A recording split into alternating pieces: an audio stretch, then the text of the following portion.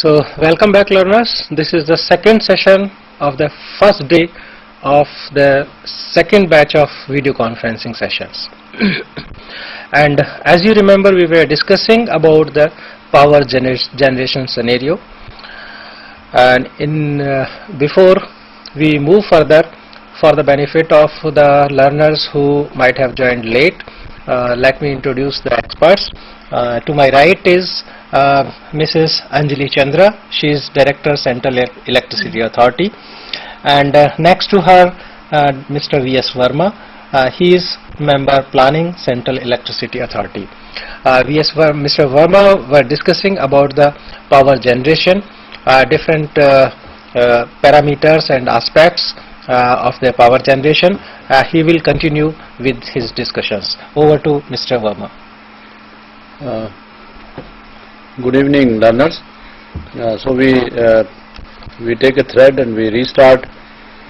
I was explaining to you that over the 11th and 12th plan, what is the mix of the unit sizes which we have. Now, you must appreciate why I am explaining to you the mix of unit size, that the majority of the major portion of the power generation would come from higher unit sizes which are more efficient. This efficiency is very important. If someone talks to you that there is a environmental problem, we must reduce carbon dioxide, we must reduce the coal consumption, we must save our fuel, and we must switch on to the renewable source of energy.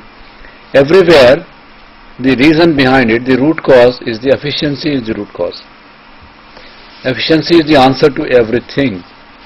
Therefore, we want to increase efficiency of power generation, we want to increase efficiency of electricity utilization, we want to increase the efficiency of transmission and distribution.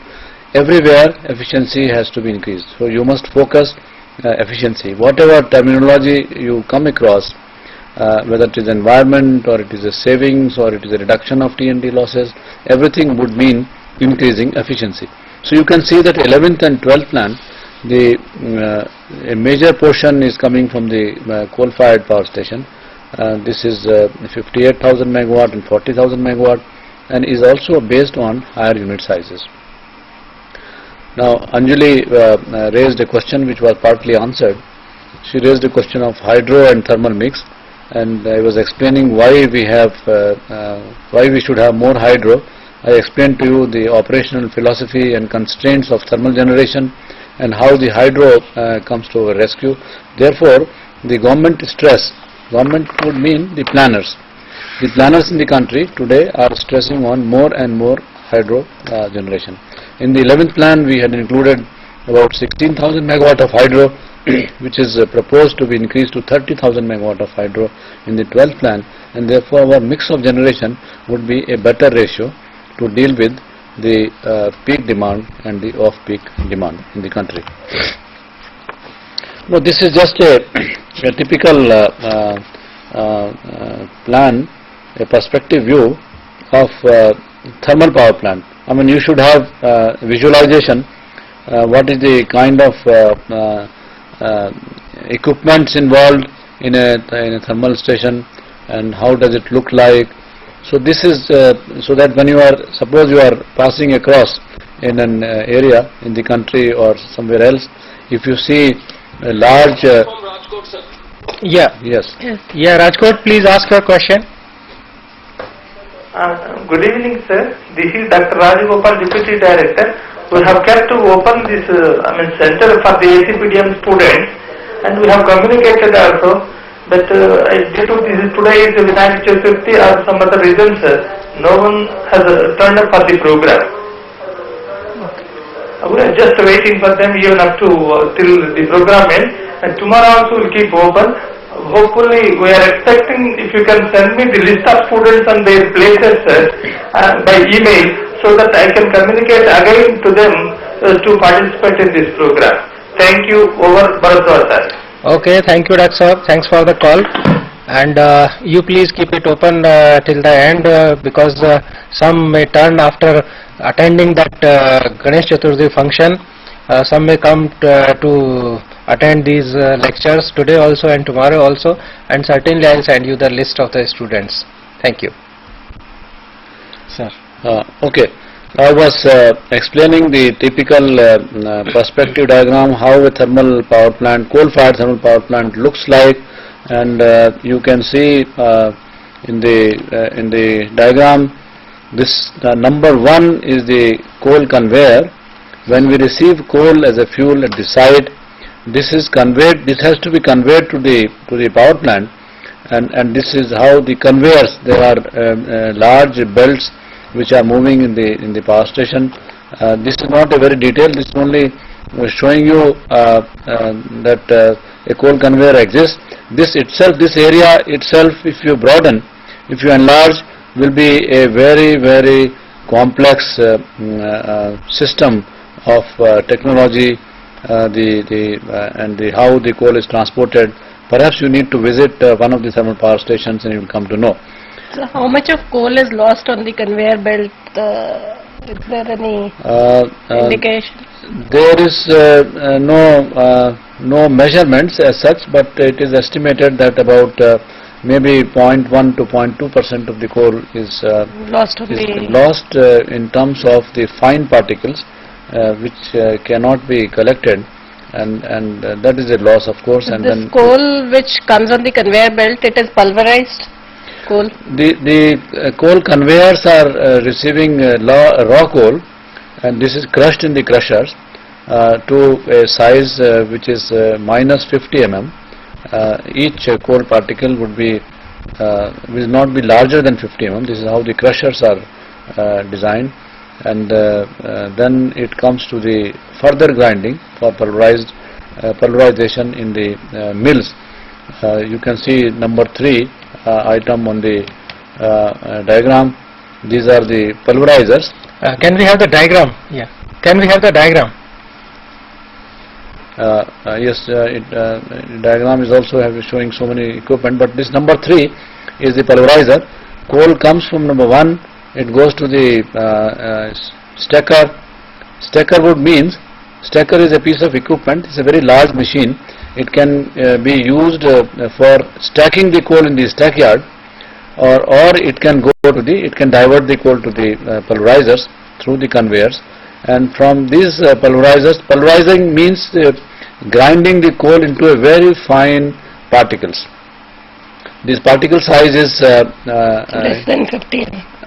No, this is this is 200 mesh, minus 200 mesh, 80% or 75%.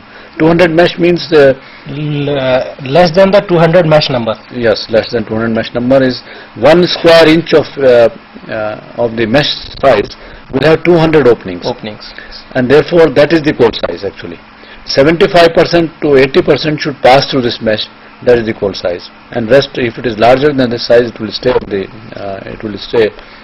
on the belt, and then it is fed back into the system. This is done through the system of classifiers. When the coal is ground in the mill, the coarser particles are returned back to the grinding media, and only the finer particles go from the mill to the boiler. This is the duct you can see here, and this is the going to the boiler. And similarly, when the coal is burnt, ash is generated. The ash is generated. It can be this ash is removed from the bottom of the boiler. This building, what you see here, this yellow building with some saffron colors also here. This whole thing is whole equipment or machine is called the boiler.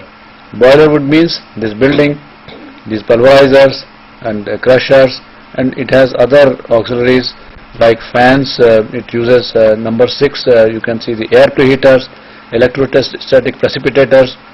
The function of the air preheater is when the hot gases are escaping the boiler to the chimney, we think that this heat needs to be extracted from these gases, and this is used for heating the air. When we pump the combustion air into the boiler, then this air is heated in the air preheater. The burnt gases are called flue gases. When flue gases escape the boiler, they have to go to the chimney. Before that, we extract the heat to the fresh air, combustion air, which has to go to the boiler. This machine is called air preheater. Then we have electrostatic precipitator, is a piece of equipment which is used to extract the fly ash which is escaping into the atmosphere, because we have regulations for the ambient air. It cannot escape. Certain emissions have to be limited per normal meter cube of the air or the flue gases. It has not to exceed certain standard value which is given by the Ministry of Environment.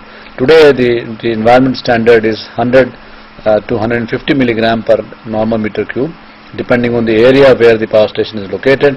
And you can imagine almost 99% of the fly ash from the flue gases is precipitated in the air, in the electrostatic precipitator, and only 0.1%, I will say 0.01% is escaping into the atmosphere. Even for that, there is so much of hue and cry amongst the public that it is causing pollution, although 99.99% of the suspended matter in the flue gases is removed in the power station itself. Then this smoke leaves the clean gases leave the stack. These stacks are also very tall structures. In a 500 megawatt machine, the chimneys, can you imagine this, the height of these chimneys? This is something like 275 meters. The height of the Qutub Minar is only 75 meters. You can imagine that this is 3 to 4 times the height of the Qutub Minar. That this is the kind of tall structures. These chimneys are used for letting the flue gases out in the atmosphere, so that they escape into very higher heights, and there are no emissions which are settling down on the ground in the nearby area.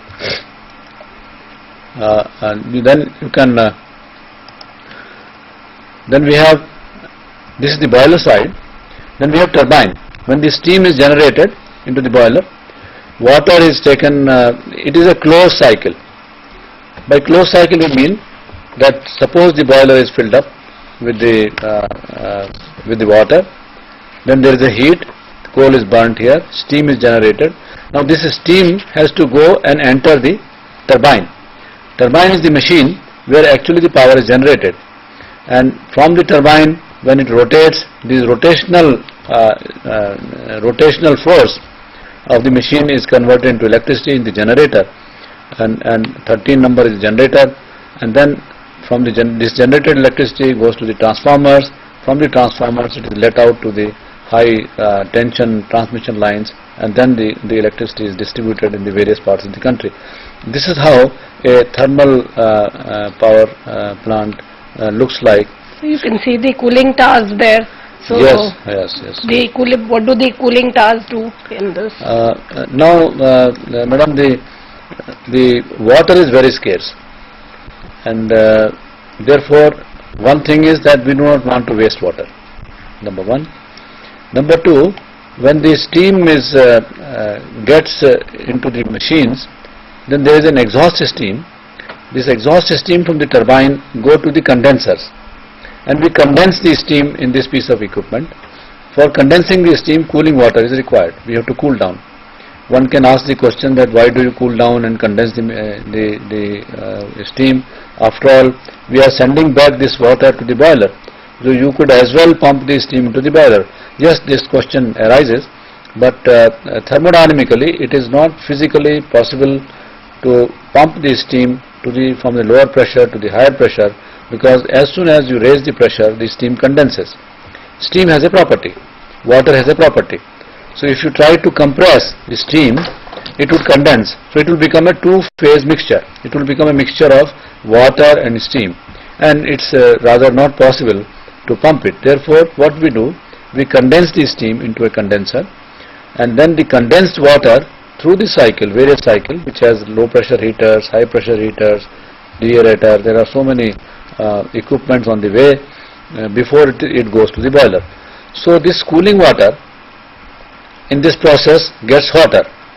The cooling water comes to the condenser at a temperature of 33 degrees centigrade, for example. In the country, the cooling water exists almost 33 degrees centigrade, unless we go to the northern side, like Ropar or Punjab, where the temperature do go to 15 degrees centigrade, and the efficiency of power stations running in Punjab is definitely higher than the rest of the part of the country.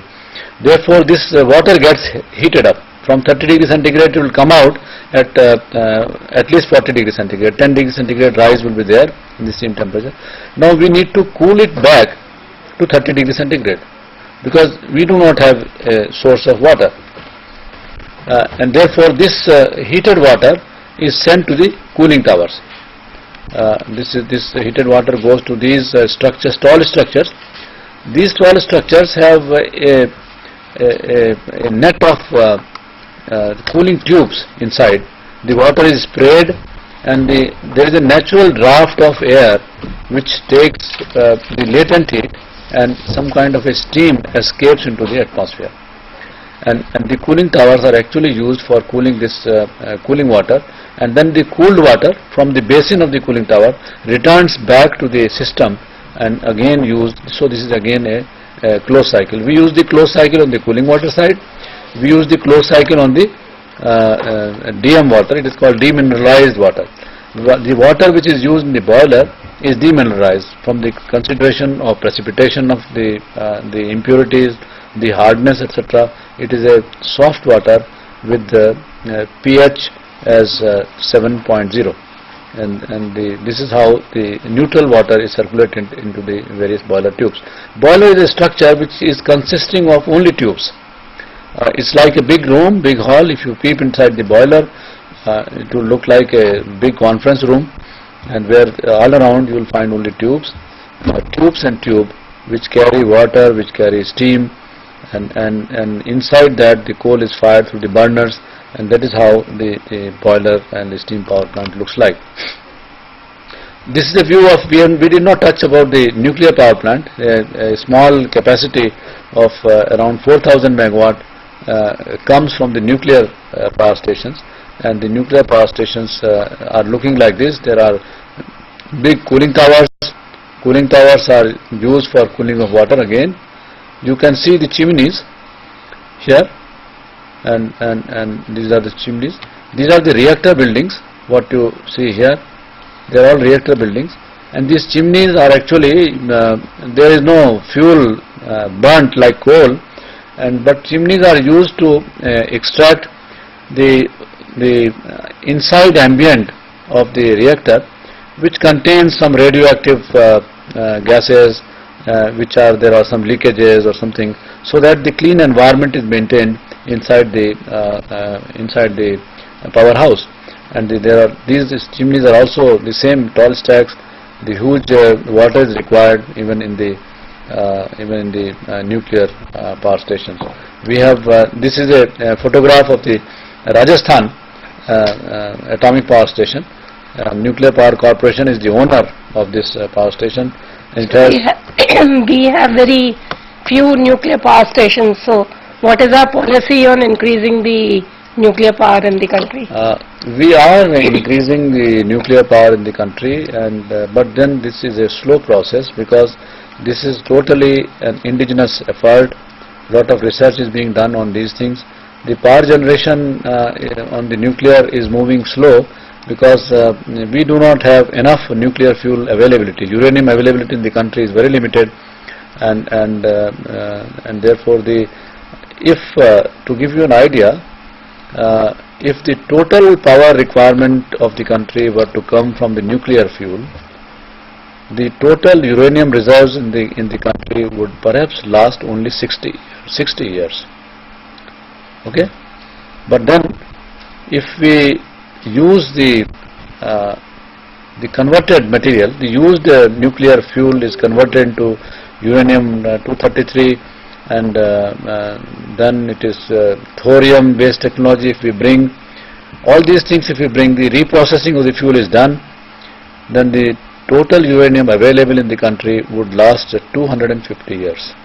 You can imagine the kind of technology breakthrough in this country, and we are going. Now we have the type of reactors are heavy water reactors, and the pressurized heavy water. PHWR means pressurized heavy water reactor. The nuclear fuel from the reactor, the heavy water takes the heat. This heavy water is used to heat the soft water, the normal water, and then generates steam, and then the turbine is used for converting this steam into the electricity. That is the cycle used. But once we are able to reprocess the spent fuel in the heavy water reactors, pressurized heavy water reactors, then this can be used in the fast breeder reactors, and the same fuel, and the efficiency thus increases. And but then there are constraint of the technology as well as the availability of the fuel, and that is why we are going little slow on the nuclear. The recent agreement with the US, and maybe similar agreement come with other countries, we will be more comfortable with the nuclear fuel, and then we will be having a large capacity addition program. In the next 30 years, we have a program of adding about 20,000 megawatt capacity from the nuclear fuel. So this is how we are going about it. Now hydropower plant looks like a beautiful scenic beauty, where you find the hills around, there are trees, and there is a huge lake-like reservoir you will find, and it is a neat and clean area. You will love to visit the hydropower plants, and that is the principle of this is a view of Baspa 2 power station. It is located in Himachal Pradesh. It is run by slide please. Slide, can we have the slide? Can we have the slide on the screen? Yes. Yeah. It is run by the Jayaprakash Hydropower Limited. It is a private company, and 2 machines of 103 megawatt Pelton machines are there. The principle of power generation in the hydro station is that we raise the potential energy of water.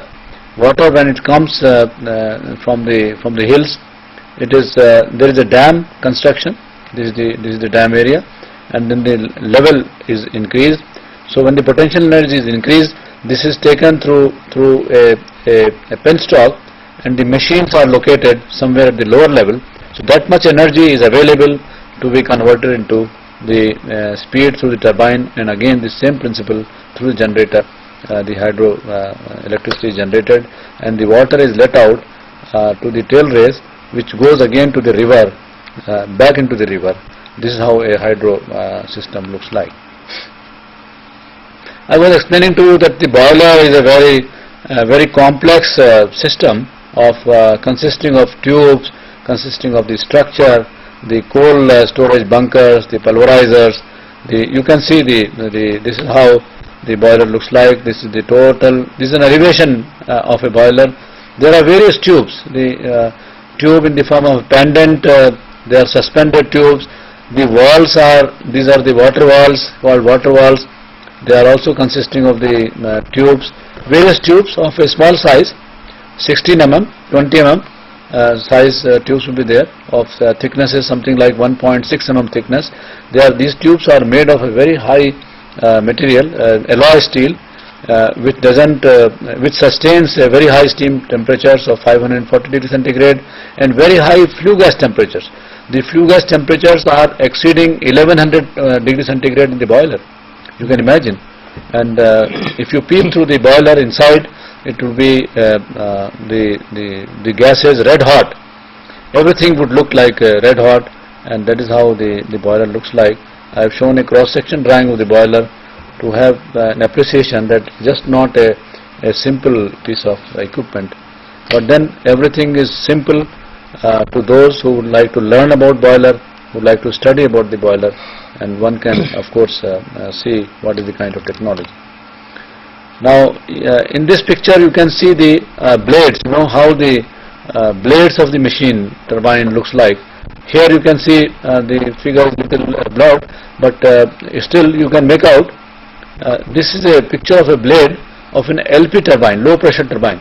The low pressure turbine blades can be as high as a meter, 1 meter. It can be exceeding 1 meter, and these blades are arranged in a row along the wheel. You can see that set of blades here, and similarly you can see here there is a rotor which consisting of several blades, and there are several such rows of blades on the machine, because the steam passes from one stage to another stage to another stage. There are several stages. By stage we mean that as the steam comes to a nozzle, this nozzle is a part of the stage. After the nozzle, the velocity of the steam increases or the pressure comes down, and then it goes to the next stage. So one stage to next stage, pressure drops, temperature drops, and this drop in pressure and temperature is actually the energy loss. This energy is converted into rotational energy and finally is converted into electricity. This is how a cross section of turbine. Look at this. This is shaft of the machine, and we have you can see here there are bearings. Then we have the high pressure machine, and then we have low pressure turbine here. On both sides the steam comes in the center, it expands this side, it expands that side. This is another, the low pressures can be one casing, could be two casing, could be four casings. It depends on what kind of machine size and what kind of design it is. So friends, this is how this picture will show you how the installed capacity has been growing in this country.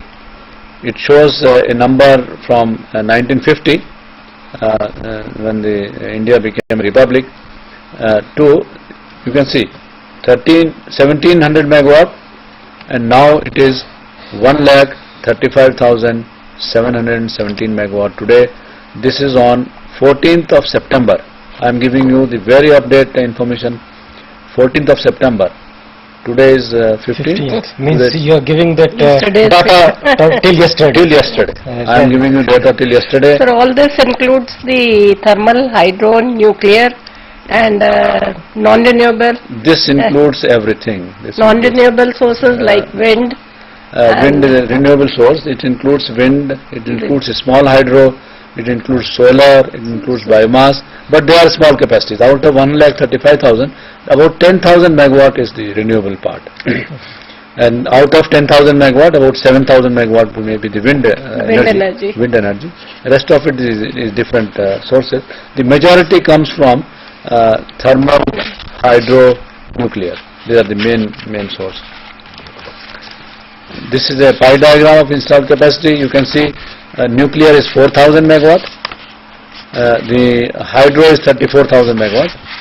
The thermal is 86,000, about around 87,000 megawatt, and this is the breakup of 1,35,717.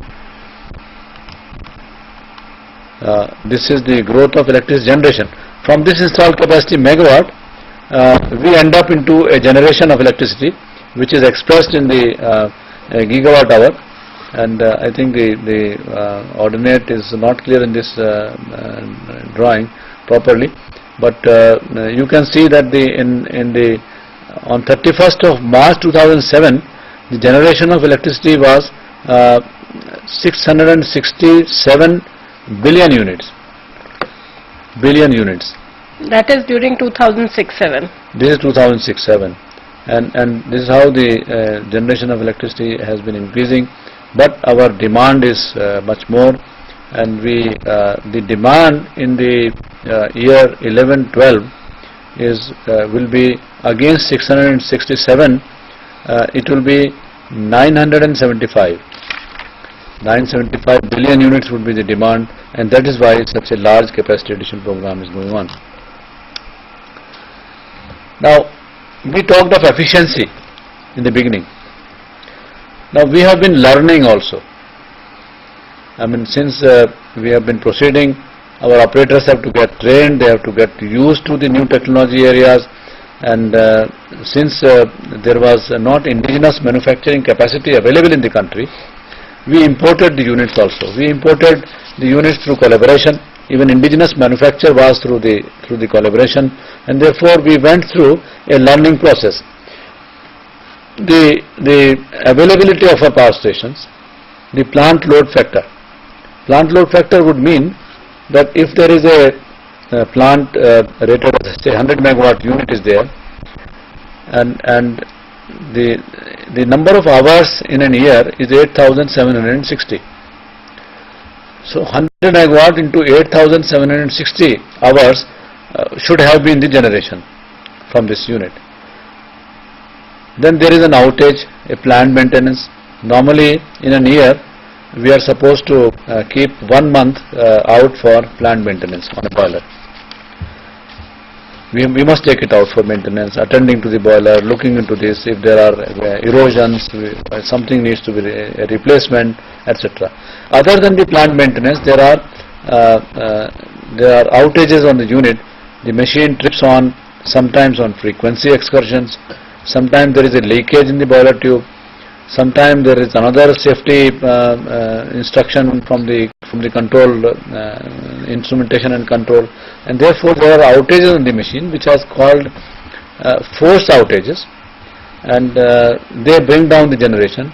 And that is how in this graph you see that in the 1985, 52.4% was the plant load factor. We could generate only, you can say that we can generate full load for 52% of the time in a year. But then this number went on fluctuating, and it is only in 1991-92 that the availability and the plant load factor of our units started increasing, and today the average plant load factor in the country is exceeding 76%. So would it mean that if you have to back down the station, is it counted towards forced outage, or is it when you calculate the plant load factor? No, if you have to back down a generation, it is not a forced outage. It is not a forced. It is not. It is not counted towards calculation of the plant load factor. Plant load factor, it is counted. It is a mix of it is a total generation actually from the plant. Yes. And divided by the maximum generation which it would give. And but then in real terms of availability, your question can be answered that we can say that the plant load factor of our power station is 76.8, but then availability of the power station is exceeding 85% in the country. Because sometimes you have to back down a You power have station. to back down the power generation because there is no demand. There is no demand. Sometimes depending on the system, the region, Exactly. hydropower is there, so you have to back down thermal generation. The capacity exists, but we are not required We are to not generate. required. So plant load factor rate will not count. Plant load factor it will not count, but then this gives a broad indication. After all, we have 1,35,000 megawatt capacity, out of which the thermal share is very high. So it gives you an idea that by and large, after all, everything is not because of backing down, but the performance of the power stations. The one thing I would like to tell you here, because we have a mix of various unit sizes. So you can see at the bottom, 500 megawatt units are giving us 84.9% plant load factor. 250 megawatt units are giving us 93.75% load factor. 200 megawatt units are giving 82.43. It means one can say why all our units are giving a very high plant load factor, still the average coming down.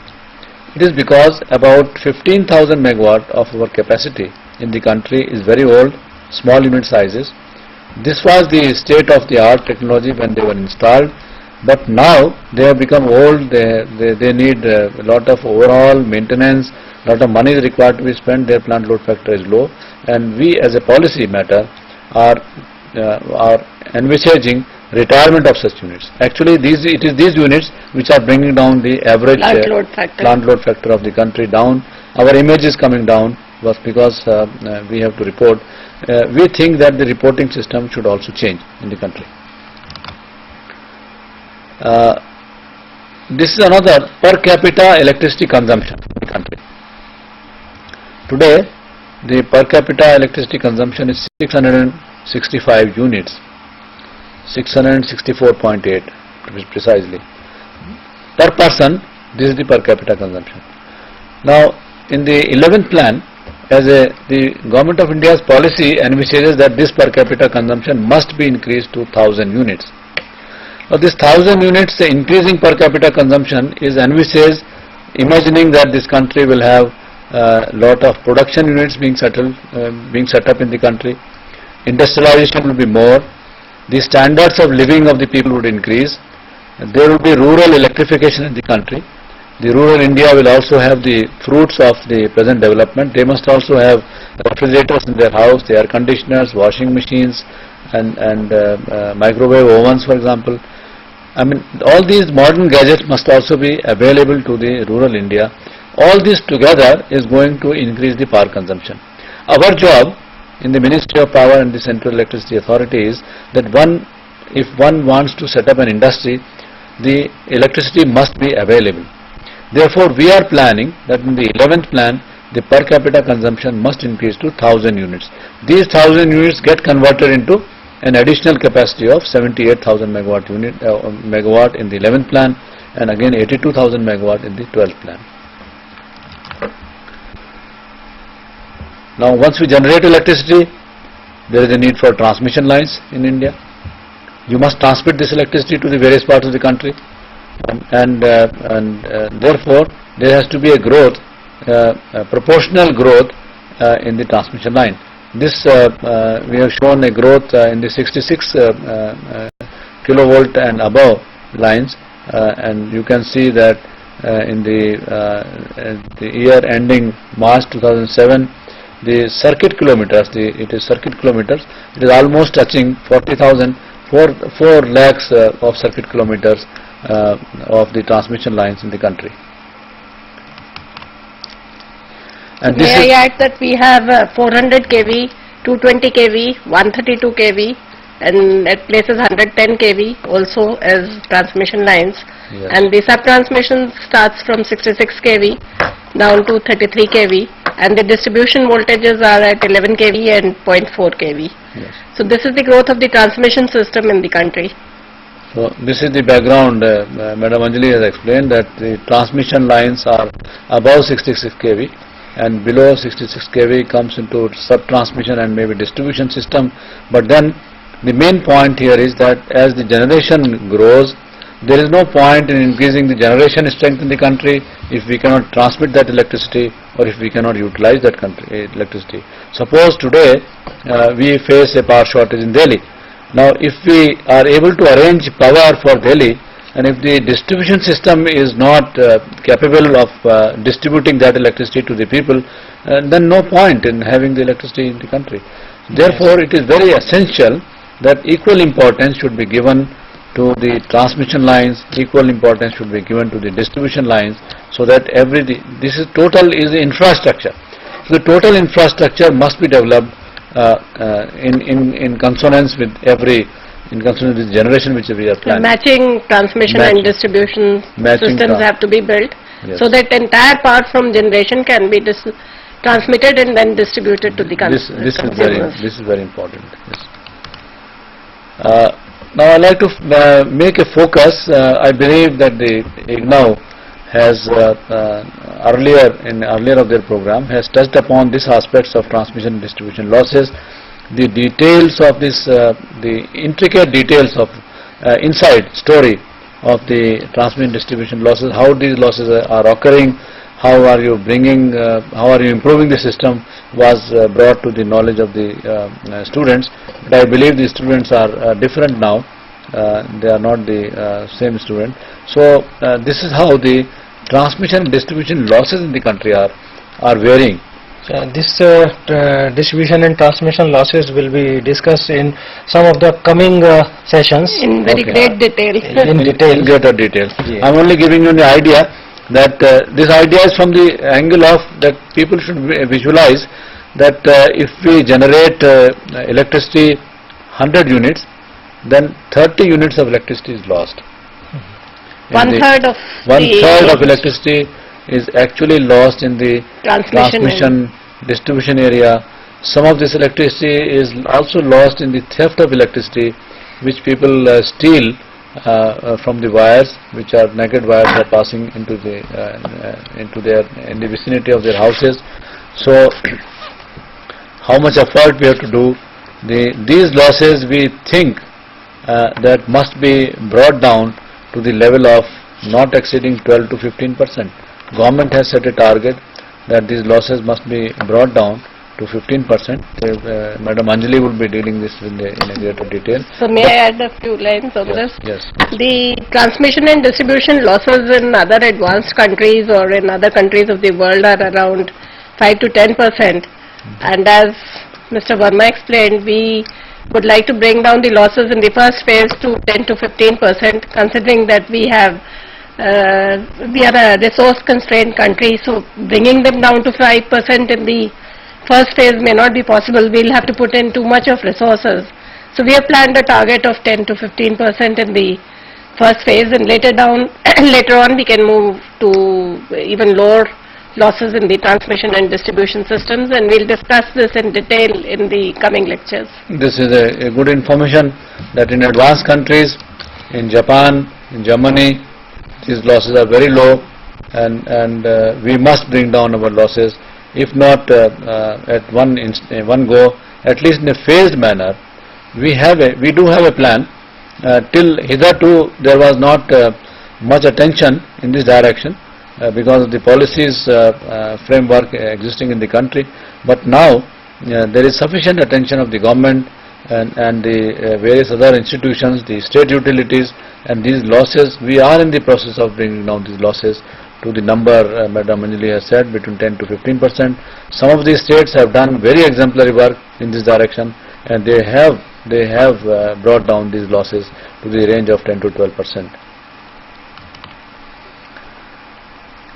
Now this is scenario which gives you what is the actual power supply position in the country. Someone can say you are generating so much, you have so much of installed capacity, but what is the kind of shortage we have? We have a requirement of 1 lakh, exceeding 1 lakh megawatt as a peak demand, and a generation and the energy, in terms of energy, we have something like 690 billion units. It is 6,90,000 million units. It amounts to 690 billion units, and 1 lakh, exceeding 1 lakh megawatt of peak demand is there. But availability is only 86,818 megawatt is the availability from an installed capacity of 1,35,000 megawatt. I mean, you must appreciate these numbers. From 1,35,000 megawatt of the installed capacity, we are able to generate only 86,000 or to 87,000 megawatt of peak power from these stations, and only 624 billion units from these generating stations. Thus, there is a shortage of about 14,000 megawatt of peak demand, and in terms of energy, 66,000 million units we are short. In terms of percentage, we are short by 13.8%, and we are short by 9.6% in the energy. So with the addition of the 78,000 megawatt in the 11th plan, how much of this peak shortage and energy shortage we are likely to? We believe that if every program goes all right, and this 78,500 megawatt, 78,600 megawatt comes up, along with this 78,600 megawatt, there are other 10 to 15,000 megawatt under construction.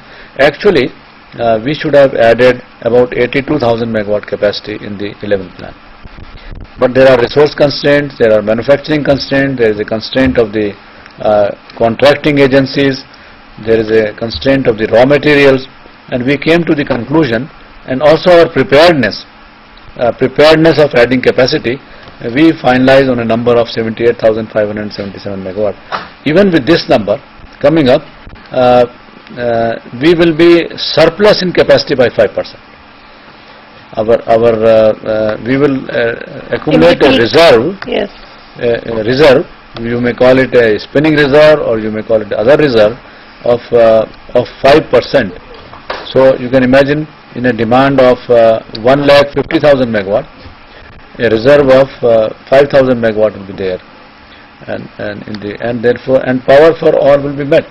Therefore, there would not be. We don't envisage that there would be any shortages. But then there could be off and on due to some reasons. For example, suppose in some area transformer. That will be due to the transmission and distribution constraints, but Yes. not due to the constraints in the generating Not capacity. due to the constraint in the generation capacity, and we will be in fact surplus. In fact, we were planning for a 5% reserve in our capacity, and we believe that this will be met. So at this point of time, we would like to have a break for 15 minutes, and we will continue our discussions at 6:30. Thank you. Okay.